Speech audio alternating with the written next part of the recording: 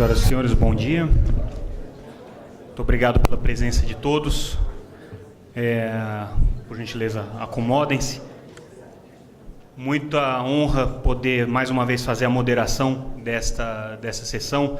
É um pedido pessoal que o Prates faz todo ano, e eu aceito com muito gosto porque, enfim, participo bastante desse universo de satélites, é um ambiente que eu gosto bastante, e esse já é uma tradição. Essa aqui já é uma tradição dentro do painel Telebrasil, que a gente organiza esse mini painel, né, um painel de uma única sessão, um painel Abrasat, em que a gente reflete um pouco sobre as questões que se colocam para o setor de satélites nesse momento e no futuro, né?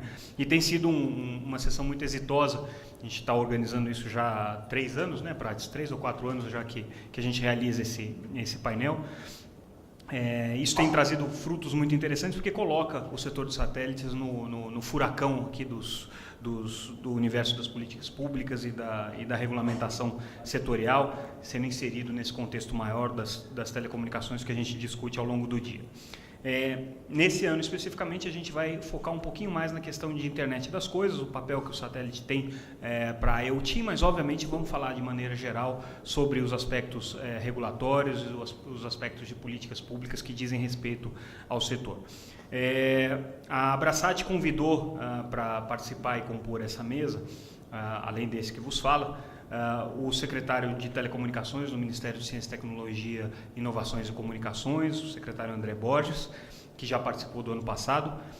Convidou também o conselheiro da Anatel, Leonardo Euler, que pela primeira vez participa como conselheiro, mas já participava como servidor da Anatel em outras ocasiões. Vamos ter uma apresentação do vice-presidente global para a área de espectro da Inmarsat, que é uma das grandes operadoras mundiais aí de satélites, do Fábio Leite, também teve um papel destacado à frente do Bureau de Radiocomunicação da UIT. Vamos ter também a participação do Fábio Rissetti, ou Risset, depois ele me corrige, diretor Risseto, tá bom? Diretor e Country Manager da Marlink. E representando a Abrasat, temos o seu presidente, já ilustre e famoso, Luiz Otávio Prates, também conhecido como Ferrugem, que vai fazer as honras da casa aqui e vai representar o setor como um todo pela associação, pela Abrasat e pelo Cinsat também. Então, eu gostaria de convidar todos para comporem a mesa, o secretário André, Leonardo Euler, Fábio Leite, Fábio Risseto e Prates, por gentileza, acomodem-se. Eu vou fazer essa moderação de pé por uma questão logística, né? Como o moderador sempre sofre um pouquinho mais, ele queima calorias durante o evento. Bom, dando início então às nossas sequência de breves apresentações e depois a gente vai para o debate, eu gostaria de passar a palavra então para o secretário André. Eu não sei se você prefere falar sentado, André, ou se prefere usar o púlpito, como você preferir. Prefere daí? Tá bom. Aí você tem o retorno de frente. Tá bom. Então, por gentileza, a palavra é sua.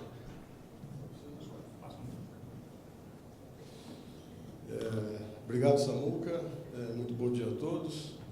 Cumprimento todos os amigos que estão aqui presentes na pessoa do L.O. Prates. Eu vou usar ao invés de Ferrugem, eu vou usar o L.O., que é um outro alias dele, né?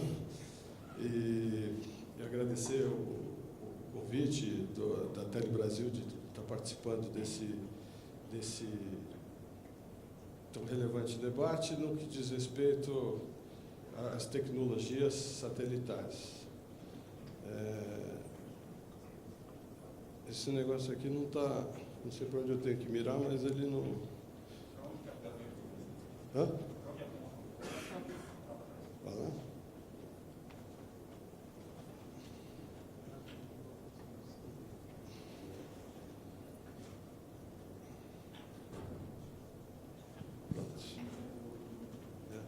A gente fica nesse slide, né? Mas eu acho que o tema é bastante relevante. No que diz respeito à internet das coisas, nosso foco ainda continua sendo levar a conectividade a todo o país, né? Nós estamos aí preparando uma revisão da política de telecomunicações e dando ênfase à priorização nos investimentos. E grande parte dessa priorização é feita para redes de transporte, né? Essas redes de transporte vão usar tecnologia de fibra e de rádio, né? O satélite, ele tinha um papel, ele até aqui, né? E antes da banda KA, ele vem tendo um papel bastante secundário e no sentido bastante complementar, né? Às tecnologias disponíveis, no sentido de permitir que a gente leve a conectividade para os lugares remotos, né? Eu acho que o maior programa de inclusão digital do Ministério, da Secretaria, é o GESAC, né? O GESAC já chegou a 15 mil pontos e hoje, por questões orçamentárias, está em 7 mil, né? Então, é uma solução extrema, uma solução cara, e que não oferece até hoje, né, a qualidade que se pode obter, né? Então, nós verificamos aqui nesse mapa essa pizza do Brasil, né, em termos de cobertura, e verificamos que 40% ainda dos domicílios brasileiros ainda não tem acesso à internet. E também verificamos o seguinte, né? Quer dizer, a clara tendência da tecnologia móvel, né, para ser a solução local de acesso, combinada com a fixa, que invariavelmente representa uma solução mais robusta e de maior qualidade. E como a gente vem falando,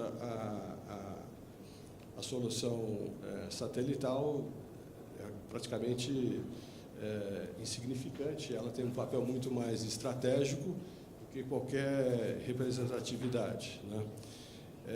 Ainda, no que diz respeito à falta de cobertura fixa, as pessoas não conseguem ter acesso a cobertura satelital, tendo em vista o custo que é bastante elevado e que só permite a pouquíssimas pessoas ter acesso a esse tipo de solução, né? E aqui nós temos um mapa aí dos preços praticados em termos de conectividade satelital, e a gente verifica qual é o problema que existia, né, no Brasil. Essencialmente, é uma questão tecnológica, né? Com a banda C e a banda KU, nós temos acessos de qualidade limitada e de preço absolutamente elevado, né? E já com a banda KA, nós já nos aproximamos de uma faixa mais acessível de preço, né? No entanto, nós temos um desafio a cumprir, né, que é a questão de desonerar as contribuições, né, a carga tributária que incide sobre esses valores, de forma a tornar a tecnologia satelital mais competitiva, né? Então, esse aqui é um mapa da cobertura satelital no Brasil, né, em termos dos satélites geoestacionários, nacionais, estrangeiros, né, e a perspectiva de lançamento aí de novos satélites, né. A Telebrás, eu acho que ela está sendo pioneira, se não pioneira na tecnologia KA, pelo menos numa elevada capacidade de banda KA, que vai estar sendo disponibilizada agora com a entrada em operação do SGDC, tão logo a capacidade satelital de varejo seja licitada pela Telebrás, o que deverá ocorrer rapidamente, né? Entendo que esses pequenos adiamentos têm ocorrido em função exatamente de todo o amplo debate que tem sido realizado entre a Telebrás e todos os potenciais interessados, né? Nós temos aqui algumas características do SGDC, o throughput dele é bastante elevado, faixa disponível também para a exploração de banda larga cá bastante grande, e esse aspecto de cobertura do território nacional, né? Então, é uma infraestrutura absolutamente estratégica, importante, que está disponível, com alta capacidade, e a beleza apesar dela ser uma infraestrutura única, né, ela, no que diz respeito à exploração do mercado no varejo, ela vai estar sendo explorada por todos aqueles que conseguirem adquirir essa capacidade da Telebrás, né? A Telebrás reservou estrategicamente uma capacidade para atendimento de governo, especialmente nos programas de educação e de saúde, né? Então, tão logo, e assim que houver uma garantia de recursos que possa remunerar a utilização do satélite, ela está reservada e vai ser contratada, né? Com relação a todo o mercado de varejo, apesar de ser uma infraestrutura única, você vai ter uma competição desde o início entre as operadoras, né? Aqui algumas características, né, que torna a banda KA mais atrativa. Eu acho que já é do conhecimento de todos, né? E, por fim, é o trabalho que resta fazer pela Secretaria e no Ministério, né? Existe, no primeiro momento, uma isenção de Fistel que existe desde a promulgação da lei do RPNBL em 2012, e o que a gente fez e trabalha para acontecer é a regulamentação dessa lei, de forma que essa isenção possa ser, pelo menos, utilizada até o final do ano que vem, né? E aí, essa situação atual, e o que nós desejamos fazer depois do final do ano que vem, quando acabar a isenção do RPNBL, é trabalhar numa revisão da lei do Fistel, para que a carga tributária satelital seja equiparada com a carga tributária do SMP. Então, são tecnologias que vão estar concorrendo na exploração do mercado de banda larga, né? E faz todo sentido que a carga tributária seja rigorosamente igual. Além disso, para o governo, é um grande negócio, né? Porque com a menor tributação vai ter uma maior penetração do serviço, e a gente pode ver o estudo aqui. A faixa verde é a faixa que resulta de uma revisão no sentido de reduzir a carga tributária. A faixa azul seria o que vai acontecer se nada for feito. Então, a gente vê que há um elevado crescimento, tanto na penetração com a quantidade de acessos, quanto na arrecadação, né? E é por isso que nós estamos apoiando aí o projeto do Tiago Peixoto, né, para que esse resultado seja alcançado, né? Em suma, a tecnologia satelital ela vai cumprir um novo papel na conectividade. Era um papel complementar, estratégico, limitado. Agora vai ser um papel até com condições de concorrer, né, com outros serviços de provimento de banda larga. A revisão da carga tributária é absolutamente essencial, para esse fim, né? E o que nós enxergamos é o seguinte, né? IoT, 5G, nada disso vai acontecer se nós não tivermos uma conectividade, né? Através de qualquer tecnologia de excelente qualidade, né? E é para isso que nós estamos trabalhando. Muito obrigado.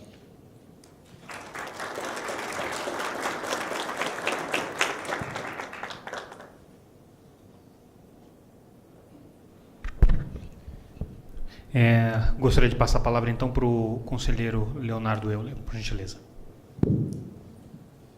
Muito bom dia a todos. Essa é a segunda oportunidade que eu já tenho de manifestar aqui no Pátria Brasil nessa manhã. E nessa janela aqui, um tema que tem sido muito caro para mim, desde que relatei a destinação de 500 mais 500 MHz para a banda KA, para serviços fixos satelitais. Então, tive um interesse muito grande em estudar um pouco mais sobre as questões associadas à tecnologia satelital. Antes de passar a apresentação, eu acho que é consabido que os satélites de comunicação contribuem de diversas formas para a infraestrutura de telecomunicações. Originalmente, devido à cobertura, que é intrínseca a esses sistemas, eles serviram para integração de redes em áreas remotas, mesmo nas periferias dos grandes centros urbanos, onde não havia uma rede terrestre aí implantada. Além disso, de longa data também, a gente vê que os satélites têm provido meios para a distribuição de programação das emissoras de televisão, notadamente através da banda C, inclusive que pode ser diretamente captada através das famosas parabólicas, né? Quem tem um avô que mora na área rural como eu sabe disso. E, por fim, as redes corporativas também, ensino à distância e tudo que sempre contaram com essas redes satelitais. Agora, é verdade que aqui o secretário André já mencionou, e antes disso, me olvidei aqui também de registrar meu agradecimento aqui ao Luiz Otávio pelo convite, ao Samuel, que também estendeu o convite para que estivesse aqui, Samuel, e junto com outros que estão aqui, sempre competentemente cobrindo o nosso setor. E também quero cumprimentar os demais integrantes dessa mesa. O secretário André, que me precedeu, ele colocou muito bem do desenvolvimento da banda KA e das potencialidades que, com o desenvolvimento da banda KA, a tecnologia satelital ganha dentro ou no bojo da cesta de tecnologias disponíveis para a massificação da banda larga. De fato, essas novas gerações de satélites elas estão completamente revolucionando os conceitos tradicionais de velocidade, de capacidade e de latência, e revolucionando, pois, os próprios modelos de negócio associados ao satélite. Toda a forma de escoamento de tráfego através de um high throughput data por múltiplos spot pins, com aqueles feixes concentrados que o André mostrou em uma das suas figuras, associados a múltiplos gateways, enfim, toda essa organização da infraestrutura satelital, ela tem, com a banda KA e com essas novas perspectivas, tem colocado uma nova projeção para os satélites. E alguns problemas de latência estão sendo resolvidos por satélites também de média órbita, né, em arranjo de média órbita, melhorando consideravelmente o tempo de resposta dos sistemas de telecomunicações. E quanto à capacidade também, há um consórcio de indústrias, já mais de indústrias de empresas do setor, que anunciou recentemente que espera até 2020 ou de 2019, lançar uma constelação de satélites que pode alcançar a estupenda marca de 1 terabit por segundo, né? Então, algo extremamente inovador. E quando a gente fala de satélite, o tema vai muito além disso. A gente está falando de convergência das redes, que é uma realidade. O André fechou muito bem aqui diante que nenhuma empresa, nenhuma prestadora, empresa de tecnologia ou prestadora poderá, por si só, alcançar todos os objetivos que a internet das coisas vem a oferecer, né? Todo esse, digamos assim, esse volume de dados a serem trafegados. E não por acaso a escassez de espectro é um dos principais drivers dos desenhos de arquiteturas das redes de 5G. Né? Então, o satélite, dado a sua ubiquidade, a sua onipresença, ele vai desempenhar um papel crítico, né, no suporte ao desenvolvimento do setor para aplicações de internet das coisas. Então, desde já, eu poderia adiantar que eu não acredito que serão alcançados os melhores potenciais da internet das coisas se essa estratégia estiver desassociada das possibilidades que são advindas a partir da tecnologia satelital. Mas, dito isso, talvez já adiantei a minha conclusão, mas muito brevemente a agenda é falar um pouquinho do panorama do setor de satélites no Brasil, falar um pouco das conquistas tecnológicas dos satélites, que eu adiantei um pouco já numa introdução, a atuação regulatória, e aí sim OT, satélites e alguns desafios. Bom, no panorama, hoje em dia, aqui eu não estou conseguindo visualizar, vou voltar para o meu computador, existem 15 satélites brasileiros em operação, 49 satélites previstos até 2021, 37 satélites estrangeiros autorizados e 4 sistemas de satélites não geoestacionários e estrangeiros autorizados. E quando a gente olha o arco orbital, né, a situação atual do arco orbital, aí tem uma figura que mostra por prestadoras, só que até pós as licitações de 2011, 2014, 2015, você vê que esse arco orbital vai ficar muito mais robusto, principalmente com várias operadoras entrando na banda KA.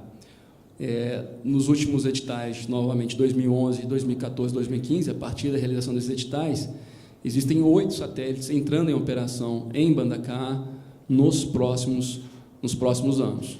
Acho que nos próximos 3 anos, inclusive. Isso é interessante porque essa entrada de satélites, esse desenvolvimento tecnológico, gera ganhos não apenas, ambos geram ganhos de disponibilidade de frequência e, portanto, de capacidade. Então, há uma expectativa, em termos de frequência, que já caminha para a banda K em 2017 de 41 GHz, em relação a que 2005 era de 2,7. Veja bem que essa expectativa de crescimento é na ordem, então, de 110%, o que significa que, com toda a modéstia, a Anatel fez um bom trabalho de disponibilização de recursos de órbita necessários para a massificação desse serviço e para que essa tecnologia logre todo o seu potencial no Brasil. Bom, algumas conquistas tecnológicas dos satélites de alta capacidade. Então, como eu disse, essa nova geração de satélites de High Throughput Data, com a utilização da banda KA, permitindo, por múltiplos spot beams e gateways, o reuso de radiofrequências, né, com todos aqueles spot beams que na figura do André continha, uma maior capacidade de velocidade de comunicação, e aí eu vou mostrar daqui a pouco a redução do custo por gigabits. Essa figura também constou na minha análise, quando destinamos 500 mais 500 MHz para a banda KA. E até 2020, como eu disse, a capacidade pode ultrapassar a marca de 1 terabits por segundo no Brasil. É uma figura muito próxima que o André colocou. A partir do reuso de radiofrequência e vários gateways, essa capacidade é aumentada significativamente. E aqui a redução do custo por gigabits em milhões de dólares, segundo dados da própria UIT. Esse dado é emblemático, que mostra como realmente diminuíram os custos associados ao satélite, e isso faz a própria tecnologia satelital se tornar uma alternativa cada vez mais interessante para a massificação da banda larga, não só naqueles lugares mais remotos, mas também nas próprias periferias dos grandes centros urbanos que não têm uma infraestrutura de comunicação terrestre adequada. Esse gráfico é da Austrália, fala do plano de banda larga na Austrália. Ele mostra claramente que, a partir de determinado momento de densidade populacional, a única alternativa para alcançar todos os indivíduos passa a ser o satélite. Então, isso ali por volta de 96%, 97% da população. É um dado interessante que mostra novamente isso que eu tenho dito. Não se trata apenas de redes fixas, de redes wireless terrestres ou de redes satelitais, mas de uma complementaridade de redes para que qualquer plano, seja de expansão da banda larga, seja de conectividade, seja de potencialização da internet das coisas, há que contar com múltiplas soluções. A atuação regulatória, como vocês bem sabem, a Anatel, já falei da destinação de 500 mais 500 MHz para a banda KA, com a oportunidade de ser o relator. A Anatel está realizando estudos de compartilhamento e compatibilidade, utilizando a metodologia definida em recomendação da OIT. E existem, né, a Anatel tem participado de forma ativa das discussões nos grupos de estudo da UITR e só apoiará a identificação de faixas para emitir caso os estudos comprovem a compatibilidade com sistemas existentes. E mais que isso, eu acho que o mercado começa cada vez mais a amadurecer e mesmo na banda KA, onde há já destinação para serviços fixos satélites, começam já, eu tenho algumas notícias, de estudos de possibilidades de convivência entre o MT e os satélites, o que significa uma utilização cada vez mais eficiente do espectro, significa um ganha-ganha para todo o ecossistema que faz uso desse recurso escasso. Próximo slide. Bom, passou aqui. Eu queria apenas destacar um pouco sobre o prisma fiscalizatório. Cabe mencionar a implantação da estação de monitoração de satélites, a chamada EMSAT, que foi um legado muito importante dos investimentos governamentais realizados por ocasião dos grandes eventos, vide Copa do Mundo e Olimpíadas. Então, a Anatel, até o último dado que eu tinha, era o 8º órgão regulador do mundo a contar com um sistema de monitoração de satélites que visa, pois, a evitar interferências indesejáveis. E eu pude, tem uma foto ali embaixo, que eu pude visitar em loco, lá no Rio de Janeiro, a nossa estação, e, de fato, é algo que nos traz bastante orgulho, porque vários processos de interferência já identificados, a Anatel já atuou para minimizar esses impactos. Um tema muito importante, quando se fala dos satélites, das VSATs, é o licenciamento em bloco. Isso era uma demanda recorrente do setor e que, finalmente, a partir de setembro desse mês, né, que nós estamos, agora é possível fazer o licenciamento em bloco no Mosaico, que já está disponível para as VSATs. Foi um grande avanço. O Mosaico é um sistema que vem sendo implementado em fases. Como todo sistema, às vezes há alguns solavancos e todos os que interagem com ele têm que ter essa compreensão, mas o feedback tanto das prestadoras de serviços de comunicações tradicionais, do satélite, da radiodifusão, tem sido muito positivo. E o Mosaico tem realmente se apresentado como uma ferramenta não apenas inovadora, mas muito eficiente para outorgas e licenciamentos em geral. Na agenda regulatória do biênio 2017-2018, nós tem a previsão da previsão de revisão do regulamento PPDDS, que é muito alto para satélites, porque tem aquele fator de reuso de frequência elevado, principalmente em banda KA. A ideia é que nós atualizemos a fórmula de cálculo do preço público, considerando essas novas arquiteturas de carga útil dos satélites, o que seria, do ponto de vista de preço, algo mais justo para ser cobrado. Lógico que toda a agenda regulatória da Anatel passa por uma série de construção, né? Tem a tomada de subsídios, depois tem uma elaboração de uma análise de impacto regulatório, e então depois a submissão da proposta de consulta pública que está prevista ainda para o ano que vem. Quem sabe nós possamos antecipar, mas isso eu não posso aqui afirmar que o faremos. Os próximos desafios também será como coordenar essas super redes, essas mega constelações de redes satelitais, né, que estão sendo aí anunciadas, há vários grupos falando sobre isso, cada um com um número de satélites nessa constelação diferente, com uma altitude pouco similar, a própria massa dos satélites varia um pouco também. Esse é um processo também que deverá ter uma atuação muito estreita com a União Internacional de Telecomunicações. É necessário avaliar a convivência desses satélites geoestacionários brasileiros e as condições técnicas de mercado para que esses satélites possam operar de forma simultânea, sem gerar interferência. E com toda a precaução também para que essa tonelada de satélites não caia, né? Evidentemente. Os próximos desafios. A Anatel também está estudando já o estabelecimento de comunicações por satélite nas bandas Q e V, são ondas muito altas, né? Ondas milimétricas muito altas, de 30, 50 GHz, 40, 75 GHz. Né? Existe uma possível revisão da regulamentação do serviço móvel global por satélite,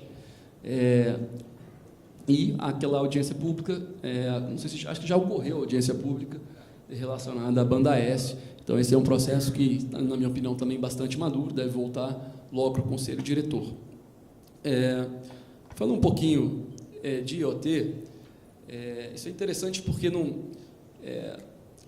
quando a gente fala de IoT e previsões, eu vejo, muitas vezes, vários números que são anunciados por diversos stakeholders sobre qual será o montante de IoT disponível. Isso varia muito, varia inclusive do próprio conceito de IoT que cada um deles tem.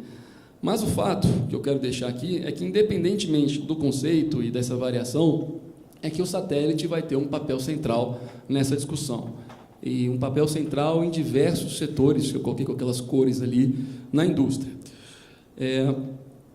Então, há uma previsão de quase mais de 10 trilhões, se não me engano, está aqui no slide, está aqui embaixo.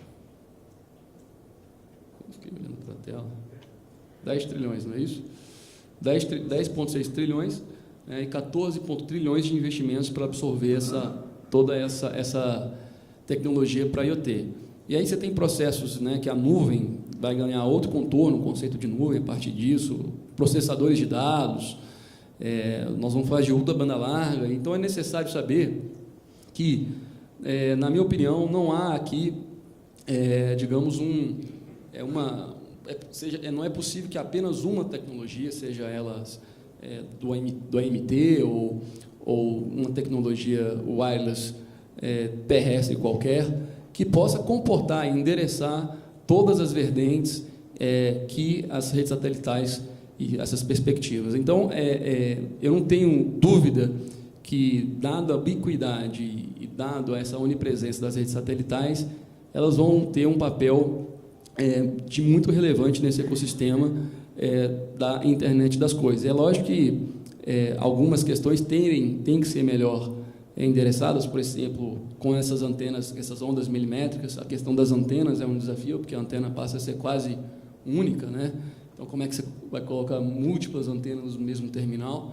Mas, enfim, acho que a indústria tem trabalhado muito e acredito que o setor de satélite está avançando muito para, como eu disse, ter um big hole, né, nesse cenário. Como eu disse, big challenge require many solutions. Então, vão ser múltiplas soluções, a partir dessas múltiplas soluções que vão compor um ecossistema necessário para bem endereçar o mundo da internet das coisas. Então, são coisas conectadas, e a conectividade dos dispositivos, e uma das infraestruturas, com certeza, vai ser a infraestrutura satelital. É isso que esse slide aí tende a mostrar. E, a partir disso, é interessante, porque o processo, muitas vezes, começou dentro do serviço móvel pessoal, né? Isso aqui começou a passar a se horizontalizar outros setores. À medida que eu ia desenvolvendo aplicações, câmeras, serviços cada vez inteligência para isso, esse desenvolvimento passa a integrar verticalmente outros setores da indústria, como, por exemplo, para a agricultura, para transporte, e o satélite passa a se apropriar, né, inclusive na parte de processamento de dados e tudo, e se revelar como talvez a infraestrutura mais adequada para fazer com que esses filtros, né, possam ser aplicados em diversos setores da economia, utilizando a internet das coisas. Então, já sumarizando aqui, o satélite como tecnologia, não tenho dúvida que vai habilitar o potencial da internet das coisas. Nós devemos ter uma explosão do número de IoT em médio prazo, ainda que esses números possam variar bastante, isso é uma convicção. E a grande questão do satélite é que ele dada a sua cobertura intrínseca a esses sistemas, ele pode ser alcançado tanto para áreas urbanas, rurais, oceanos, espaço aéreo, né? E a gente está falando também, no curto prazo, o satélite como solução de backhaul, que se apresenta cada vez mais fortemente, e no longo prazo, inclusive como última milha, sim. Inclusive, existem empresas aqui, não vou citar nomes, mas que já estão com ofertas significativas para end users com tecnologia ponto-a-ponto satelital, né? E, na verdade, não há, novamente, como fugir dessa tecnologia no mundo da internet das coisas, porque há um problema de cobertura. Aliás, as redes 5G, elas demandarão muito compartilhamento de infraestrutura. São ondas milimetricamente altas, então o custo para implementar é muito grande, o adensamento de rede necessário é enorme. Então, tudo isso só é mais um indicativo de que não poderemos prescindir da tecnologia satelital. E esses gargalos, como eu disse, de latência e capacidade, têm sido superados de forma, inclusive, jamais previstas por muitos que, inclusive, já estavam na indústria de satélite, né? Por isso aqui eu acho que eu acabei me adiantando, mas puxando, talvez teria até combinado com o André, mas não, apesar que estávamos juntos na semana passada, no gabinete, junto com 2 colegas de gabinete, que estão até aqui presentes, o Egon, o Luciano, nós pudemos desenvolver um paper em que nós mostramos que se o Fistel das Versats fosse equiparado ao Fistel dos devices do SMP, ou seja, se a TFI, que hoje é de 200 e quase 201 reais das Versats, fosse de R$ 26,83, como é aplicada ao SMP, e, da mesma forma, a TFF, que é 50% disso, essa desoneração tributária geraria, em verdade, um ganho tributário, devido à elasticidade de preço da demanda que nós calculamos, inclusive com dados de mercado para muitos e muitos municípios. Estamos fazendo estudos, inclusive, para todos os municípios do Brasil, e as conclusões são exatamente as mesmas, ou seja, está muito robusto.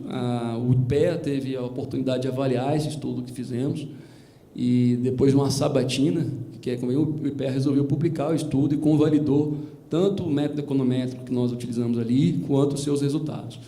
E, na verdade, o que nós mostramos, até como eu já tive a oportunidade de conversar com a Miriam, que vejo aqui, que em 10 anos, essa redução, essa desoneração tributária gera um ganho de 2 bilhões de reais. Bem verdade que a maior parte desse ganho é de ICMS, 1,4. Mas mesmo no Fistel, por causa da elasticidade de preço da demanda, há um ganho. Bom, tendo realizado isso, nós, então, tentamos rascunhar um projeto de lei no gabinete e levamos ao ministro, junto com o secretário André, e o ministro designou o Tiago Peixoto, deputado, para que fosse apresentado esse projeto, 8306, que é um projeto muito leve, muito sucinto, que tem esse endereçamento. Além disso, ele também permitirá que aquelas repetidoras e reforçadoras de televisão com apagão tecnológico, geralmente com a TV digital, há algumas áreas de sombra que não existiam na TV analógica, e a gente está isentando o Fistel para essas reforçadoras, mas não há perda de arrecadação, porque esse recurso já não existe. Então, nós esperamos que isso possa ser um alavancador a partir desse projeto de lei, para que esse setor continue galgando cada vez mais protagonismo na massificação da banda larga no setor brasileiro. Com isso, eu fecho as minhas conclusões iniciais e agradeço novamente a oportunidade.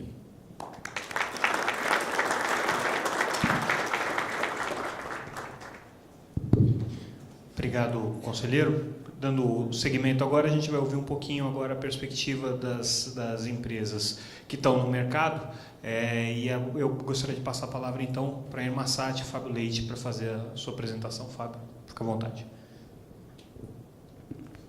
Muito obrigado, Samuel. Bom dia a todos. Antes de tudo, eu queria agradecer a Brasat pelo convite, na nossa participação, apesar de que o meu xará me informou que bastava se chamar Fábio para estar sentado aqui, representando as empresas privadas, mas eu acho que é muito importante e muito oportuno esse painel, e as palestras do secretário de comunicação e do conselheiro foram muito esclarecedoras para mostrar a importância do satélite em função das tecnologias e da demanda que está ocorrendo. Em particular, com relação à internet das coisas, a minha ideia é tentar ilustrar para vocês alguns aspectos relacionados à implementação de soluções e de tecnologia que já estão ocorrendo e que, em particular, a Irmasat está em fase de implementação. Deixa eu pedir para vocês para passar adiante. Tá bom. Então, nós vimos já nos resumos anteriores a grande influência e o grande impacto social e econômico e tecnológico que a internet das coisas já está causando e vai causar, e qualquer referência que a gente busca ressalta essa grande importância da internet das coisas. Então, um setor tão estratégico como o setor de satélite não pode estar ignorando esse aspecto. E como já foi ressaltado aqui pelo conselheiro Leonardo, a gente encontra estatísticas de todos os tipos, mas de qualquer maneira todas elas indicam números muito grandes, muito importantes. Eu simplesmente selecionei mais uma, mas o conselheiro apresentou a da Cisco e outras, todas elas mostram números muito importantes. Isso desperta o interesse de todas as indústrias relacionadas, em particular a indústria satélite. Porque mesmo que a gente consiga uma parte, um percentual menor desse mercado, já é um mercado muito importante, tendo em conta o tamanho da nossa indústria. Essa estatística mostra que, em particular, em termos de receita, uma receita enorme, que o conselheiro até mostrou números maiores do que esse, mas, de qualquer maneira, é muito importante estar envolvido nesse movimento e participar dele desde o começo. Essa estimativa mostra o caso particular da indústria satélite, em que em diferentes bandas de frequência, e a banda que se comentou muito agora é a banda KA, que está representada pelo HTS aqui, mas de qualquer maneira a ideia aqui é mostrar que há um crescimento importante em termos de unidades que vão participar do movimento IoT, M2M, e, sobretudo, comandados pelo uso da banda aérea, que é a que vai ter a maior importância na internet das coisas. Essa foi o resultado de uma estatística, mas é claro que tanto o secretário como o conselheiro falaram da importância da banda KA. A banda KA é muito importante para a indústria satélite, é claro, e nós pedimos, por favor, não deixar a próxima conferência da OIT, de novo, atacar essa banda, porque é ela que vai viabilizar essa indústria nos próximos anos. Mas esse gráfico mostra para vocês a importância da banda aérea, sobretudo para sistemas de IoT. Bom, qualquer levantamento que se faça do mercado atual mostra uma quantidade enorme de empresas, de startups, de soluções, de verticais envolvidos. Isso é uma figura do começo do ano, e se a gente atualizasse ela agora, estaria muito mais complexo. Mas a ideia que eu quero mostrar para vocês é que já é um ambiente muito complexo e que já começou de uma maneira muito acelerada, em termos de tecnologia e de soluções. Mas se a gente vai para o aspecto de padrões, é muito mais complexo ainda. Existem padrões de todos os tipos, de todas as possibilidades, e o ambiente se torna ainda muito mais complexo. E a mensagem que eu gostaria de dar aqui agora, sobretudo para a indústria de satélite, que normalmente tende a ser uma indústria global, é a necessidade de padronizar da maneira mais abrangente possível as soluções nesse campo, sobretudo a nível da UIT, para tentar criar um ambiente menos complexo e mais harmonizado nessa área. Nós, da Inmarsat, nós encomendamos um estudo esse ano, como vocês estão vendo aí, e espero que vocês consigam ler o endereço web, porque ele está disponível ao público. Esse estudo foi muito interessante, porque foi um estudo baseado numa pesquisa que nós fizemos com mais de 3.000 empresas, mais de 500 empresas, para identificar o estado do desenvolvimento da indústria de IoT em todo o mundo. E tiramos conclusões muito importantes, que eu não posso me estender muito aqui hoje, mas eu selecionei alguns dados que é muito interessantes para mostrar a situação global, a situação no continente latino-americano e a situação no Brasil, com base nessas entrevistas que nós fizemos. E a conclusão é de que a situação no Brasil não é muito boa. É melhor do que a situação no mundo, na média do mundo e na América Latina, mas ainda há muito trabalho para fazer. E eu entendi, tanto do secretário como do conselheiro, que a ideia é criar as bases regulatórias para que isso possa melhorar. Sobretudo se vocês veem a situação do IoT mundial, na América Latina e no Brasil, o Brasil está muito por detrás, muito atrasado com relação ao movimento que já começou muito forte a nível mundial e mesmo na América Latina. Sobretudo com relação, se vê claramente que com base nessa resposta o Brasil ainda está numa fase de pesquisa e de especulação e já não passou ainda para a fase de implementação. Então é muito importante que esse atraso seja recuperado o mais rápido possível para que a indústria possa desenvolver, não só na área de satélite, mas nas outras áreas que vão fornecer soluções para o IoT. Como já se mostrou aqui agora, existem vários mercados, sobretudo verticais, para a área de IoT, mas se a gente se concentrar mais na aplicação de satélite, fica claro que o que está esperando da contribuição do satélite são conexões de alta confiabilidade e seguras. Essa contribuição, e claro, devido à capacidade de cobertura do satélite, prover manutenção dos sistemas, tanto de transporte, automação e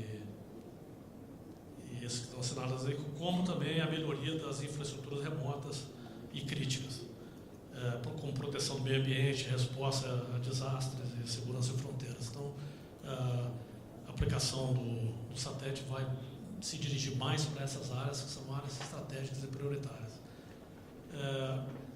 Nós, na Inmarsat, nós temos 2 produtos que já estamos aplicando bastante para fornecer conexões M2M, que são esses 2 que eu assinalei aqui. Eu não quero fazer propaganda, mas a ideia é mostrar simplesmente que já existem soluções no mercado sendo implementadas e sendo colocadas em prática. Em particular, nós fizemos uma parceria com uma empresa, deixa eu voltar aqui, que não aparece aqui, mas chamada Actility, que provê, no momento, mas a ideia também é prover cobertura usando esse sistema BGAN M2M. Mas mais importante é a nossa parceria com a Vodafone para criar um sistema IoT mundial, onde o satélite vai ter uma importância fundamental. E, como vocês podem esperar, o carro conectado vai ser um dos mercados importantes para o satélite. E nós já temos um acordo para desenvolver um protótipo, como está aí mostrado, sobretudo para a atualização do software dos automóveis em tempo real, e imaginando que uma marca de carro está sendo usada no mundo inteiro e o satélite cobrindo todo mundo vai poder fazer uma atualização online de todo esse sistema. E as outras aplicações, como aumentar a precisão dos sistemas de localização, a melhor proteção dos automóveis contra os ataques cibernéticos, etc. E nós já desenvolvemos um protótipo junto com a empresa Continental e a ideia é colocar esse sistema em operação a partir do fim de 2019, de acordo com um plano de negócio que nós desenvolvemos com a Continental, que é uma grande empresa na área automobilística. Bom, isso mostra que existem aplicações reais que já estão ocorrendo. Claro que não tem o volume que os temas terrestres têm, mas são aplicações estratégicas de grande importância. Do ponto de vista da escolha de soluções, como já foi mencionado anteriormente, existem várias arquiteturas possíveis, utilizando satélites geoestacionários, satélites não geoestacionários, mas cada uma delas atende a uma aplicação diferente. Então, não tem uma que é melhor que a outra, depende do que vai se fazer. Existem muitas startups aplicando em satélites de pequeno porte, chamados CubeSats. Eu selecionei de uma forma completamente aleatória algumas delas, apenas para ilustrar que essas aplicações são sobretudo do tipo acumula e solta, quer dizer, o satélite vai passar a cada 15 minutos na região e você pode esperar o tempo para nova transmissão.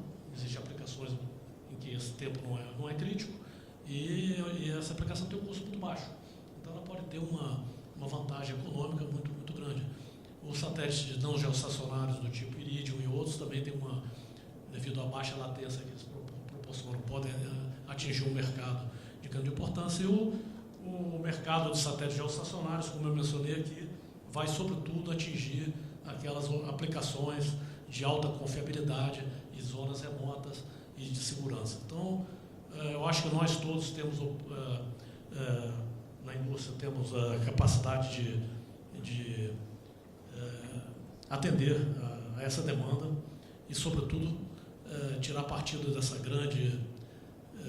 desse grande movimento, esse crescente movimento da internet das coisas. E eu queria concluir repetindo o conselheiro Leonardo, dizendo que isso não vai acontecer sem um satélite. Então, nós temos um papel estratégico e eu gostaria que isso fosse escutado tanto pelas autoridades do Brasil quanto a nível mundial, devido à importância desse setor. Então, muito obrigado pela atenção de vocês todos.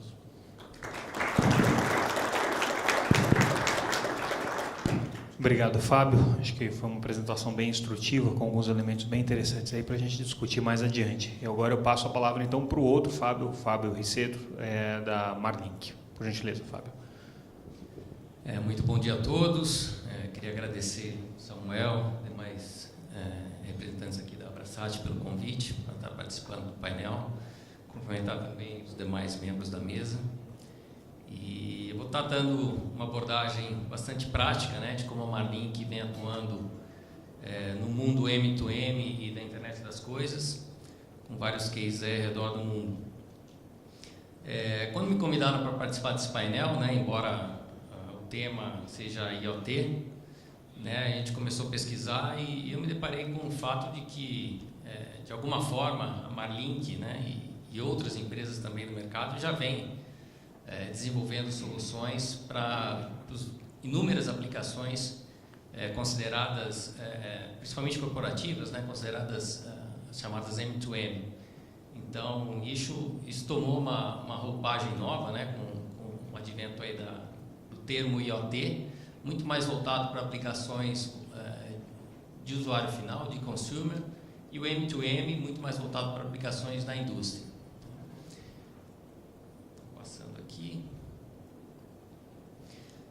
Para quem não conhece, vamos dizer, a Marlink é uma empresa de grande experiência no mercado de telecomunicações globais. Né? Eu vou falar de alguns nomes aqui que para muitos vai soar bastante familiar. Né? A origem da Marlink está nas empresas Telenor, France Telecom, Consat, nas divisões de mobilidade dessas empresas. Passa pela fundação da Inmarsat, né, enquanto órgão público lá na década de 70 e mais recentemente, né, o Fábio Alencar, meu colega aqui, foi um dos precursores aqui da Visada aqui no Brasil, né? A Visada veio a mudar de nome, virou Astrion, depois viramos Airbus Defesa e Espaço e agora espero que a gente permaneça Marlink, né, que era o nome de um principal produto da empresa, por mais tempo. Né? A Marlink ela é uma empresa global, né, como eu já disse, provedora de serviços de comunicações via satélite, com foco bastante grande em mobilidade. A gente está presente em 27 países, a gente opera cerca de 13 teleportos ao redor do mundo, né? Uma verdadeira constelação de satélites. Nós não utilizamos satélites próprios, nós contratamos capacidade de terceiros, né, dos mais variados provedores aí no mercado. E com toda essa cobertura satélite, a gente verdadeiramente oferece um serviço global de comunicação, tá? Principalmente em banda C e banda KU, embora a gente também trabalhe com outras tecnologias, né, banda KA, a banda L, né, aqui com o Fábio, nós somos, desde a origem da Inmarsat, a gente tem uma relação muito próxima, né? E nós somos um distribuidor master da Inmarsat no mundo todo, né? Oferecendo aí soluções em banda L para o mercado, assim como também operamos e fornecemos serviços Iridium, baseados em satélites de baixa órbita. A Marlink trabalha principalmente em duas áreas de negócio, né? Como eu disse, voltados à mobilidade. A primeira delas é a mobilidade marítima, né, a gente atende, vamos dizer, basicamente 70% das 50 maiores empresas de navegação do mundo, né, são atendidas pela Marlink. Até 2015 éramos o número 1 provedor de serviços ViSat. A gente foi ultrapassado pela fusão, né, dos concorrentes, do segundo e terceiro colocados nesse mercado. E na área terrestre, a gente também oferece uma diversidade de soluções de mobilidade, principalmente baseadas em banda L, embora a gente tenha também alguma coisa em ViSat terrestre. Somos o provedor número 1 de soluções humanitárias, né, através de acordos aí com o Banco Mundial e as Nações Unidas. E para suportar, vamos dizer, toda essa rede global, né, de serviços, a gente conta com parceiros locais em 150 países, que a gente chama de Field Service Alliance Partners, né, que são parceiros treinados, né, nas soluções de tecnologia da Marlink, para poder atender, dar reparo e suporte a clientes onde quer que eles estejam, né? Mais uma vez, para suporte em termos de mobilidade é fundamental. A gente tem 4 centros de suporte a clientes no globo, né? 2 na Europa, 1 em Houston e 1 em Singapura, para conseguir atender nossos clientes ao redor do mundo e de uma maneira ininterrupta, né? 24/7. E temos também 3 centros de logística, 1 em Houston, em Rotterdam e em Singapura, e alguns centros avançados, como eu implementei no Rio de Janeiro, né, também para suportar os clientes locais, né.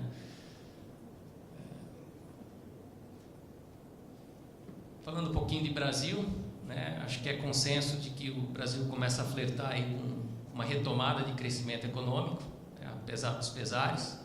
A gente vem acompanhando bastante próximo isso daí, porque tem um impacto direto, né, nos negócios que a gente atende. Acho que é consenso também que o mercado brasileiro ele é bastante regulamentado, né? Acho que não só do ponto de vista regulatório, mas o próprio ambiente de negócio do Brasil ele é bastante complexo, né? Principalmente para empresas estrangeiras que queiram prestar serviços aqui no Brasil. Ou seja, pensar isso daí pode ser um aspecto para alavancar, né, essa adoção de novas tecnologias como o IoT. A gente vê mais uma vez o setor da agricultura, né, com uma presença bastante marcante no portfólio de exportações brasileiras, né, que a gente vai ver mais à frente, né, é um segmento de negócios onde as aplicações, né, IoT são bastante utilizadas já hoje, né, e tem potencial grande de se expandir.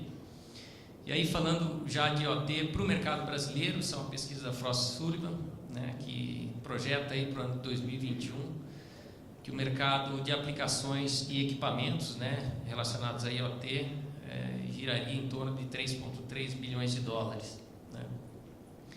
E uma pesquisa mais recente, né, na verdade do ano passado, da Teleco e da Telebrasil, mostrando aí que a adoção, né, de tecnologias IoT e M2M poderia adicionar 2%, cerca de 2% de ganho de eficiência, o que representaria em 10 anos aí um ganho de 40 bilhões de dólares no GDP brasileiro, né, que pode não parecer muito, mas a gente está falando de um PIB equivalente ao PIB do Uruguai, né, e por vezes maiores que PIBs de outros países vizinhos. E isso gerar, né, direta e indiretamente, empregos, né, da ordem de 2 a 3 milhões de postos de trabalho. Então você vê aí que realmente o IoT veio para mexer com a economia de uma maneira geral, né?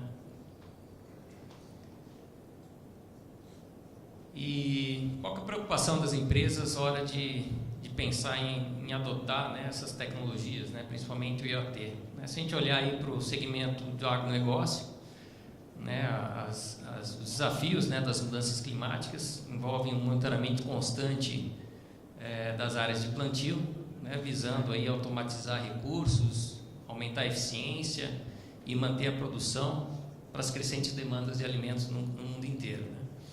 Olhando um pouquinho para o mercado de energia, acho que um principal desafio é você administrar a demanda por energia. Né. Aqui no Brasil, a ANEEL conseguiu implementar, né, padrões de qualidade que essas empresas precisam ter, e isso acabou incentivando a adoção de tecnologia, principalmente M2M, né, para suportar essas operações remotas, você aumentar a qualidade da rede e substituir infraestruturas antigas, e que no final das contas veio a gerar mais retorno de investimento, sobre o investimento feito. Na área de mineração, né, as restrições geográficas impostas, né, porque geralmente áreas de mineração estão bastante distantes, então você fazer o acompanhamento, né, e automação dessas operações em tempo real, monitoramento, né, e segurança dessas operações também é um fator muito importante. Para a área de transportes, né, a globalização, né, hoje a gente tem bens e veículos, e aviões, e navios, e carros, e trens, e caminhões, né, circulando praticamente o globo, né, então existe um aspecto bastante preocupante, né, de sustentabilidade de todos esses meios de transporte e eficiência, né, através de monitoramento de toda essa rede. E como que o satélite combinado com o IoT pode alavancar crescimento nessas áreas, né, que a gente entende que o satélite combinado com essas tecnologias vai ter um papel mais determinante. Na área de transportes, né, hoje a gente já vê aqui no Brasil a adoção em larga escala, né, de monitoramento, rastreamento de frotas de caminhões. A gente fala de carro conectado, carros inteligentes, né, mas a gente já viu aí ônibus inteligentes, caminhões inteligentes, né, e no mercado marítimo, né, onde a gente atua mais, já se fala dos navios inteligentes, onde o navio não vai ter tripulação, ele vai ser totalmente monitorado via satélite. Então isso gera um ganho, uma redução de custo, né, e um ganho de eficiência. No setor de energia, um outro segmento onde a gente já atua bastante fortemente aqui no Brasil, através de parceiros, suportando, né, essas tecnologias de Smart Grid. Hoje nós temos cerca de 6 a 7 mil terminais M2M já monitorando e atuando, né, de uma maneira bastante efetiva no gerenciamento, né, e monitoramento dessas redes. Monitoramento também de barragens. No setor da agricultura, também é outro setor aí bastante demandante desse tipo de tecnologia, né? Monitoramento ambiental, como eu já falei, acidez e temperatura de solo, e as fazendas inteligentes, né? Hoje, colheitadeiras, tratores, são todos bastante automatizados, e você conseguir garantir um acompanhamento e um monitoramento online do que está acontecendo com essas máquinas, né? Você consegue antecipar aí uma necessidade de manutenção, ou seja, consegue reduzir custos e aumentar a eficiência, né, de produção. E o setor de defesa também é outro setor que a gente imagina uma aplicabilidade bastante grande, né, de internet com IoT, para a questão de monitoramento de fronteiras, segurança e monitoramento biométrico. Qual especificamente vai ser o papel do satélite, né, em todas essas aplicações? Né? O satélite vai ser o meio de transmissão, né, de todos esses dados coletados, né, no campo para os centros de processamento, onde as decisões vão ser tomadas, né, baseadas nessa informação que chega de lugares remotos. Né? O satélite, como já foi dito aqui, ele tem uma cobertura sem igual. Ele consegue atingir áreas que nenhuma outra tecnologia consegue atender por igual, com a mesma qualidade e eficiência. De uma maneira segura, também é outra preocupação das tecnologias, né, de IoT e M2M, fornecer um ambiente seguro, né, permitindo aí também uma gestão remota, né, das redes e das aplicações. E a gente começa também a falar com essas tecnologias, né, de redes de coletas de dados. Aqui um exemplo do LoRa, né? Para quem não conhece, são tecnologias chamadas de LPWA, né? Low Power Wide Range, ou seja, de baixa potência e longo alcance. A gente está falando de alcance aí de quilômetros, né?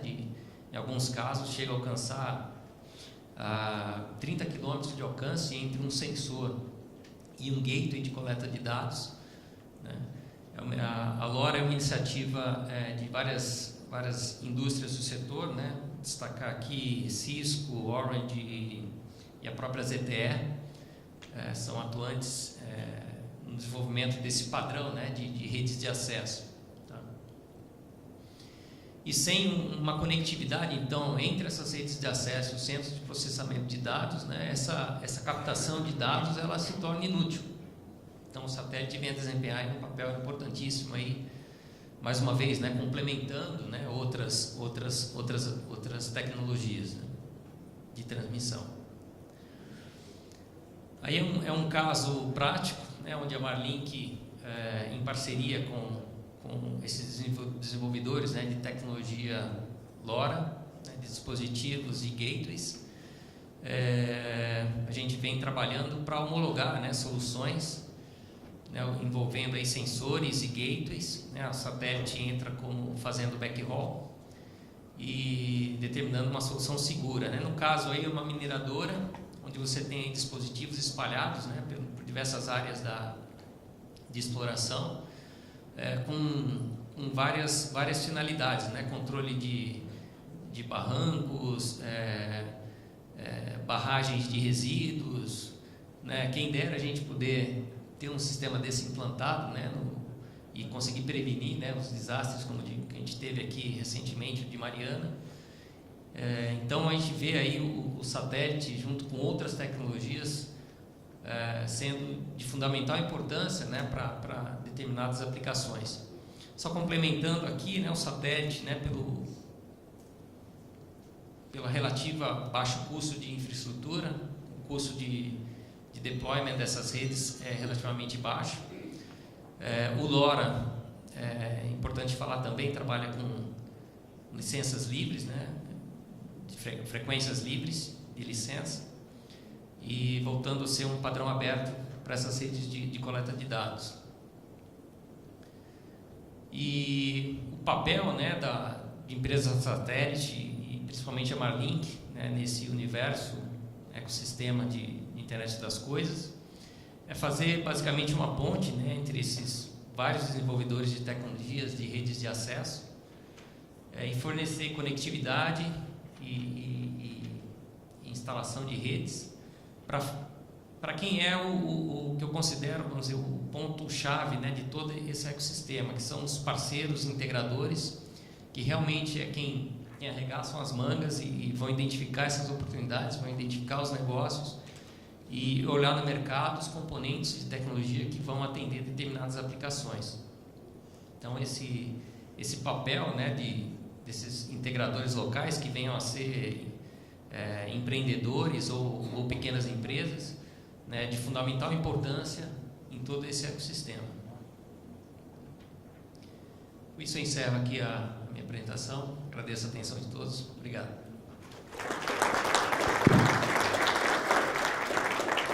Obrigado, Fábio.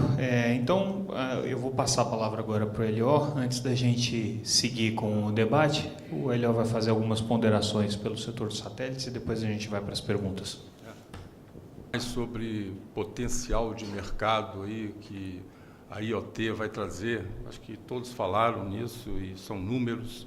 Outro também é a questão do potencial do IoT para gerar renda, gerar mercado, gerar emprego, também eu acho que todos nós falamos, né?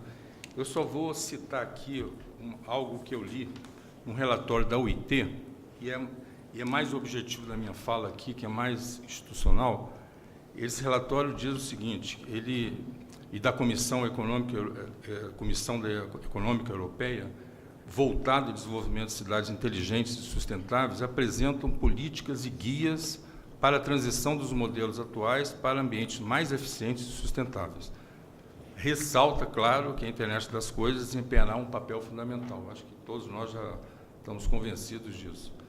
Mas vale destacar que todas essas publicações apresentam uma conclusão fundamental: o encorajamento do diálogo e busca de soluções entre as comunidades técnicas e os responsáveis pelas políticas públicas. Ou seja, o papel desempenhado pelos formuladores de políticas públicas inovadoras será fundamental para essa transição eficaz para cidades inteligentes e sustentáveis. Esse aqui é um ponto que eu queria reforçar. E aí, eu continuo aqui, e é rápido, porque nós estamos em cima da hora, né? As telecomunicações por satélite, né, via satélite, vêm há tempos, né, desde 69, como plataforma de rede, desempenhando um papel fundamental para os brasileiros, não somente para as vastas regiões remotas e rurais que o Brasil tem, mas também por suas características únicas de multicast que fazem dessa tecnologia uma solução única para levar comunicações seguras e confiáveis a todos. Para o futuro, muito mais se espera, quer pelo desenvolvimento da própria tecnologia, e a tecnologia HTS é um ótimo exemplo, quer pela contínua e progressiva consolidação de tecnologias que a infraestrutura 5G irá necessitar. Este é um outro ponto também que a gente tem batido muito. O 5G vai ser um ecossistema futuro que ele vai prescindir, não vai poder prescindir de tecnologia nenhuma. Vai ser uma consolidação de várias tecnologias e o satélite, nós indo aqui, vai ter um papel fundamental. Esse protagonismo das comunicações via satélite vai ganhar, sem dúvida, destaque com essa nova infraestrutura 5G, quer seja nas comunicações aéreas marítimas, quer seja na internet das coisas ou no M2M. Aliás, em um cenário futuro em que as pessoas e máquinas serão interligadas de forma nunca vista e experimentada, melhor dizer que sem a plena complementaridade das diversas tecnologias de telecomunicações, não será possível pensar em uma tecnologia global que a todos conectará, pois diversas são as demandas, diversas as origens e destinos das telecomunicações. Estamos falando de um mundo global conectado. Agora, para terminar, então, é só para a gente citar novamente, e quase que eu pulei isso aqui, secretário e conselheiro, porque vocês abordaram esse tema, mas não custa sempre relembrar, há uns desafios, há, não diria barreiras, mas há pontos aí fundamentais que são necessários para que a gente encontre um caminho bom para o país, né, para o Brasil. No ambiente das telecomunicações via satélite, há temas de grande importância. Esses temas, como eu já disse antes, têm que ser tratados e removidos se forem barreiras, né? E por quê? Porque trabalham hoje como resistências, talvez, até o secretário Nunes falou que até recentemente as comunicações de satélite ainda tinham preços altos, né? Com essa mudança de tecnologia, as coisas vão mudar, mas tem barreiras institucionais que precisam ser tratadas. E eu apresento alguns exemplos. Tentativa de vedação à prática de franquia de dados nos serviços fixos de acesso à internet, incluindo o serviço via satélite. A revisão do PPDS, né, do preço público de exploração de satélite, é um tema também fundamental, vai trazer benefício à sociedade brasileira pelo aparecimento de um maior interesse das operadoras em investir em soluções via satélite. A redução do Fistel, né, o conselheiro e secretário, isso aí já está proposto no projeto de lei 8306/2007. Esse é o projeto dos mais importantes para a viabilização e ampliação da banda larga para áreas rurais e periferia das grandes cidades. No passado, a solução era outra. Eu mesmo já participei disso em soluções no passado, onde os valores prestados, né, eram altos, mas a tecnologia também muitas vezes não ajudava. Hoje não. Hoje, o Fistel está sendo uma barreira. Desculpe o termo, mas é verdade. É uma barreira a esse deslanche realmente das telecomunicações por satélite. E, finalmente, o projeto de lei que altera o regime de concessão do STFC inclui artigos que tratam a expectativa de renovação de direito de exploração. Isso também é fundamental.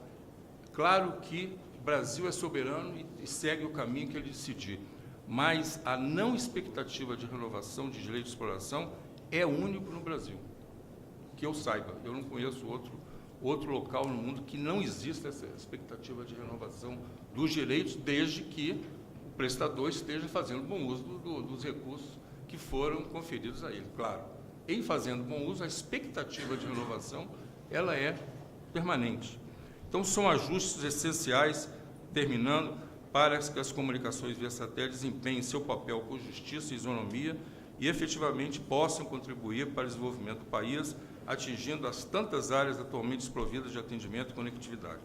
O setor das telecomunicações por satélite, nesse momento representado pela Abrasat, Associação das Empresas de Telecomunicações por Satélite, expressa com firmeza de princípios e determinação seu pleno compromisso com o desenvolvimento das telecomunicações no Brasil, agradece o empenho da Anatel e do Ministério, do MCTIC, na reformulação do setor e reafirma uma confiança em que os poderes legislativo e judiciário estarão tomando essas corretas decisões para que o nosso Brasil alcance sua justa posição no cenário mundial. Era basicamente isso que eu tinha a falar com vocês. Obrigado. Muito obrigado, Eliô, pelo posicionamento e também por contribuir um pouco mais com esse debate. A gente tem um tempo curto agora para perguntas, então eu já abro para a plateia. Se alguém tiver algum questionamento, quiser fazer alguma provocação para os nossos participantes, já concedo a palavra. Já temos uma aqui na primeira fila. Peço só que se identifique, por gentileza, ainda que eu saiba quem é. Bom dia. Francisco Soares, sou da Qual. Eu queria colocar aqui fazer uma consideração em relação ao que foi dito amplamente aqui, que a gente falou aqui de neutralidade tecnológica, a gente falou de uma coisa muito importante, que é a desoneração, né? Eu acho que havia consenso nessa sala que impostos no Brasil é um problema para todos, né? Para operadoras, para fabricantes, para todo mundo, e a gente quer desonerar o máximo possível, né? Se pudesse passar tudo para zero, seria excelente. Mas isso não é possível, né? Agora, nessa discussão aí de desoneração, né, neutralidade tecnológica, né, sem dizer que isso é para satélite ou para serviços móveis, eu acho que uma componente importante que a gente deveria colocar nessa medida, e talvez aí para a Anatel pensar um pouco, e o Ministério também, quando promover essa desoneração, ela seja feita também para tecnologias que usam eficientemente o espectro, né? Eu não sei se a nossa velocidade de assumir, de implantar novas tecnologias é baixa, e a velocidade também de deixar as tecnologias antigas para trás também é muito baixa, é pior ainda. A gente pensar hoje, a gente está em AMPs ainda nesse país funcionando. A gente tem mais de 300 cidades que só tem 2G. Né? E nós estamos falando de internet das coisas, em que a conectividade vai ser extremamente importante para isso. A qualidade da conectividade vai ser extremamente importante para isso. Então, talvez essa desoneração tivesse que acrescentar uma variável, né, que medisse a tecnologia, que recebesse a desoneração, aquela tecnologia que tenha uma componente importante de uso eficiente do espectro, que está todo mundo querendo e cada vez está mais difícil.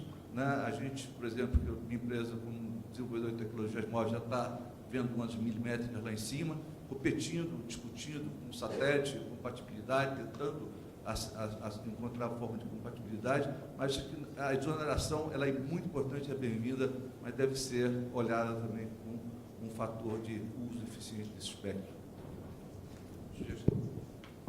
Acho que cabe mais, talvez, ao conselheiro, né? E Fábio, se você quiser fazer uma consideração sobre isso também. Tá, queria agradecer ao Francisco, da qual, de fato, existem desafios. Por exemplo, o 2G no Brasil tem uma rede ainda muito importante, nós já estamos avançando no 4G, sobretudo agora com 700 MHz, por questões de obrigações editalícias decorrentes do edital 002/2007 até 2019, todo município deverá ter pelo menos acesso 3G. E aí começa a se perguntar o que fazer com essa rede 2G, por exemplo, por que não um shutdown da rede 2G? Mas evidentemente, por exemplo, vários desses points of sales, dessas máquinas de cartões de crédito ainda, por exemplo, utilizam esses cartões de crédito. Talvez uma rede 2G ainda seja necessária. Agora, a possibilidade de fazer isso e aproveitar os recursos do Fistel, os créditos Fistel, para migrar, por exemplo, para o 3G ou para o 4G, é algo que extrapola a competência da Anatel, como você bem sabe. Isso dependeria apesar da Anatel ter a competência tributária ativa na questão do Fistel, para isso seria necessário uma política, né, que propiciasse isso. Aí eu já tenho que passar a bola para o nosso caro secretário, né? Agora, em relação ao Fistel, por que eu bato bastante nessa tecla da questão da isonomia? Isso está, inclusive, na justificação do projeto do deputado Tiago Peixoto. Eu abro aspas. Se consideradas as muitas semelhanças que guardam os terminais de acesso individual do SMP e as VSATs, como o fato de serem terminais de usuário de distribuição ubíqua, possibilitarem um acesso à internet em banda larga e fazerem uso de espectro autorizado, não é possível justificar a diferença de aproximadamente 7,5 vezes no valor devido da sua habilitação em serviço. Ou seja, 7,5 vezes é o que uma VSAT paga a mais em termos de TFI do que uma estação do SMP. E considerando, né, todas essas, a princípio da neutralidade tecnológica, a isonomia no acesso a essa banda larga, para mim, então, fica muito claro que a gente deve endereçar essa questão, sobretudo quando há ganhos tributários, como eu disse, decorrentes dessa diminuição tributária. Mas, em relação à política, aí eu já passo aqui para o nosso caro André. Só para concordar, né? Porque acho que já está tudo muito bem colocado. Assim. Com certeza essa política deve ser realizada e a gente deve ver de qual caminho, né, de se fazer um roadmap para um shutdown do 2G e, da mesma forma, estimular de forma diferenciada as novas tecnologias. Acho que é uma colocação bastante relevante, né? Por outro lado, a gente também tem que pensar de uma forma de competitiva, né? Concorrencial, né? Assim, diferentes serviços que acabam concorrendo com serviços análogos, eu acho que teriam que sofrer o mesmo tipo de tributação, ter o mesmo tipo de encargo para que você não exatamente gere uma distorção, gere uma barreira artificial, né? Mas eu acho que, sem dúvida nenhuma, esse é um grande projeto, né? Nós estamos aqui apresentando agora algumas políticas públicas, né? E virando essa página, é uma lição de casa muito grande, né? A revisão da LGT, a lição de casa, a revisão das políticas de telecomunicação, a lição de casa, né? Eu acho que aí a gente vai poder se concentrar, né, e trabalhar melhor para mecanismos que fomentem, né, a implementação de IoT, 5G, né? Eu acho que o shutdown do 2G é um projeto bastante relevante que traz retorno para todo mundo, né? Fábio? Muito obrigado, Samuel. Bom, a gente conhece o Francisco como um perito na área de gestão de espectro, então acho que a questão dele é muito interessante e me fez pensar na consulta da banda S que a Anatel está fazendo agora, na ideia de colocar essa banda aqui no Brasil como uma banda destinada ao serviço móvel por satélite. E eu gostaria de aproveitar a sugestão do Francisco e sugerir que poderia ser o primeiro exemplo onde o uso eficiente do espectro pudesse resultar numa exoneração e numa redução de tarifas, porque na própria consulta a Anatel reconheceu o exemplo europeu em que essa banda está sendo usada para satélite com um componente terrestre, de maneira que o uso da faixa possa ser o mais eficiente possível.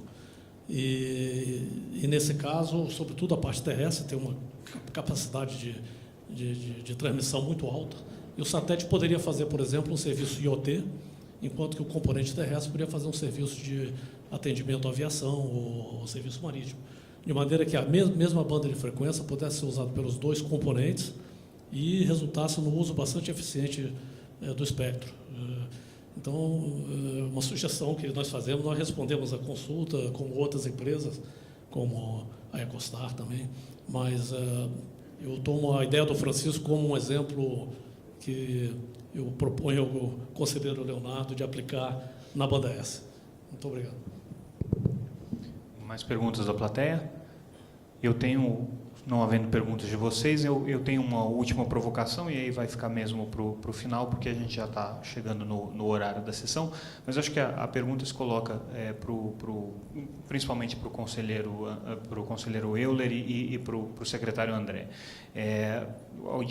que amarra mais ou menos algumas questões importantes que foram colocadas aqui. Um dos pontos que trouxe o Fábio Leite durante a apresentação dele é a questão de que o setor brigue pela preservação das faixas de frequência que tem hoje consignadas, especialmente aqui no Brasil já, né, mas globalmente, mas no Brasil já há um compromisso da Anatel com relação à próxima conferência de radiocomunicação, que pode ter implicações relevantes. Mas eu aponto dois aspectos importantes, conselheiro. O primeiro é que a gente está falando, obviamente, dessas faixas mais elevadas. O Fábio pode me corrigir aqui, mas acho que é 26 a 28, né? Isso, 28. Mas a gente tem especificamente no Brasil uma preocupação grande, que é com a faixa de 3,5, que essa certamente será uma faixa destinada para os serviços móveis, né? Mas que aqui no Brasil ainda tem um problema grande de interferência por conta da forma como o mercado, principalmente de banda C, de satélite, TVRO, evoluiu aqui. O que a Anatel pode fazer com relação à mitigação e resolver os problemas de interferência que existem nessa faixa, se é que tem alguma coisa em vista?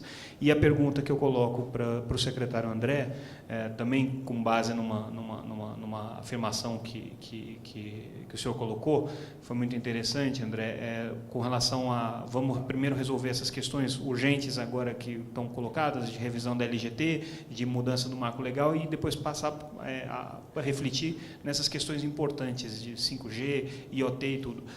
O que me preocupa um pouco é o tempo que o país está demorando para definir políticas para essas áreas que são tão estratégicas e tão centrais, e a gente vê isso em todos os debates globais, e a gente ainda aqui preso, infelizmente, nesse atoleiro, né, de um marco legal que ainda está discutindo orelhão, né?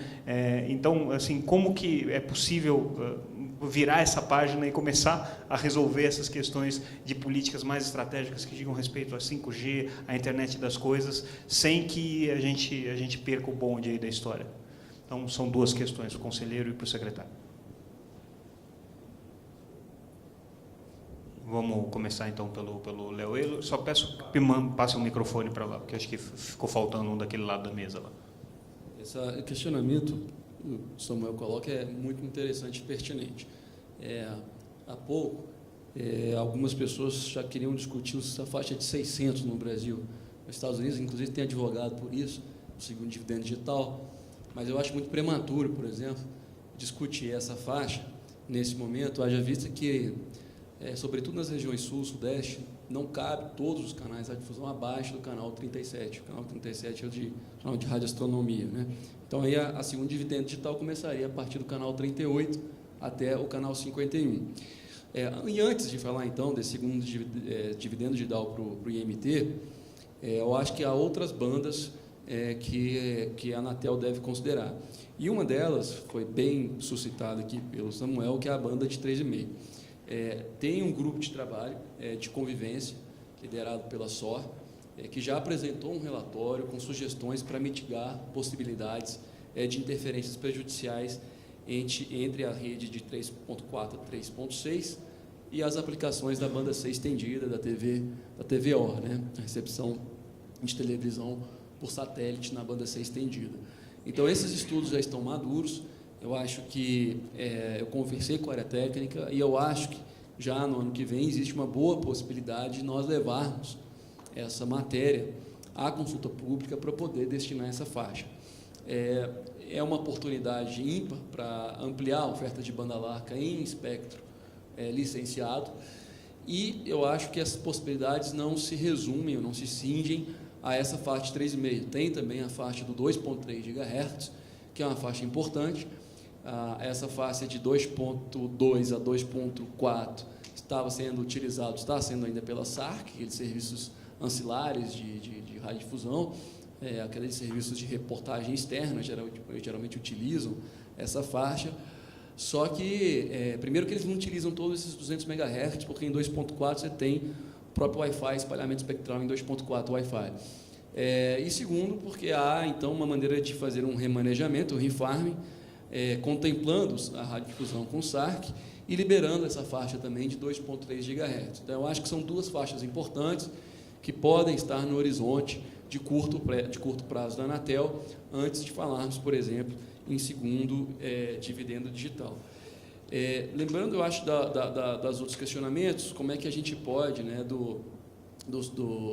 digamos, estimular o IoT, o 5G. Acho que a Anatel tem que, na linha da Anatel, eu acho que as operadoras de satélite estão fazendo um excelente trabalho no sentido de buscar, né, que as suas redes sejam facilmente integradas nesse ecossistema do 5G e IoT, com redes híbridas que combinam fibra, combinam redes sem fio e os próprios da rede satélite. Então, acho que todo o trabalho da Anatel é fazer com que esse processo de integração e de convergência de redes possa ser, do ponto de vista regulatório, catalisado e não obstado, né? Então, do meu ponto de vista, eu acredito nessa questão das convergências das redes. Falei em painel agora há pouco que eu acho que a last mile, a última milha, vai ser cada vez mais wireless, né? E esse wireless vai contar com múltiplas tecnologias, a partir do momento que o IoT passa a ser um rugby, né? O 5G passa a ser um rugby do IoT, contando com todas essas infraestruturas de telecomunicações. Não sei se ficou alguma outra questão, Samuel. Não, obrigado, conselheiro. Era isso mesmo. Agora, a questão com relação à política, secretário. Eu não tenho exatamente a mesma visão que a tua com relação a perder bonde, né? E apesar de a gente ainda estar numa situação de gerúndio, né, estamos fazendo, a verdade é que esse estudo, esse mapeamento do que deve ser feito, quais políticas implementadas, está sendo realizada, né, nas várias frentes, e a secretaria lá do Max, né, a CPI, está desenvolvendo esses estudos com a participação de BNDES, de várias consultorias e de todas as operadoras. Então, assim,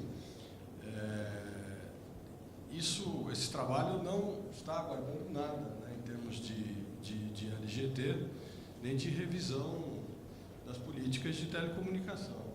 Eu falei isso muito mais do ponto de vista pessoal, porque eu estou fazendo muito mais lição de casa, né, do que trabalhando para o futuro. Mas, assim que nós concluirmos essa revisão desses trabalhos, aí nós vamos dar continuidade, né, ao trabalho que já vem sendo desenvolvido no Ministério, cuidando daquilo que é da nossa competência, né, com relação a tudo que precisa ser feito em termos de IoT e 5G, com relação à infraestrutura de telecomunicações. Acrescentar, uma coisa que faltou dizer é que recentemente eu tive a oportunidade de assumir o Comitê de Espectro e Órbita na Anatel, um comitê interno, mas assumi em julho, já fizemos 2 reuniões. A primeira reunião contou com o secretário Max, ele pôde ali apresentar um pouco do plano para, digamos, o Brasil digital, né? E na segunda reunião eu tive a oportunidade de receber representantes da radiodifusão. Teremos ainda uma outra reunião. Então, toda a reunião do Comitê de Espectro e Órbita, a ideia é que nós recebamos pessoas, agentes da indústria, agentes ofertantes dos serviços, para discutir essas questões. E já tenho elementos nas discussões internas da Anatel que existem estudos já levantando essa questão que foi suscitada, estudos sobre a compatibilidade entre o satélite e o serviço móvel na banda KA em 28 GHz, por exemplo, sendo estudados. Então, essa oportunidade de compatibilização de sistemas é, na verdade, uma forma de melhor gestionar e administrar o espectro. E eu tenho dito muito isso, que eu acho que a Anatel agora, daqui para frente, passa a ter um desafio de administrar o espectro com um mindset diferente do que aquele de 20 anos atrás, onde a gente tinha digamos assim, uma destinação tanto quanto estática. Eu acho que é possível, sim, a tecnologia nos permite, né, pensar numa gestão mais dinâmica do espectro, e isso, se o mercado secundário realmente passar através do PL 79, essa gestão mais dinâmica do espectro pode favorecer, inclusive, uma potencialização desse mercado secundário do espectro. Ok, obrigado, conselheiro.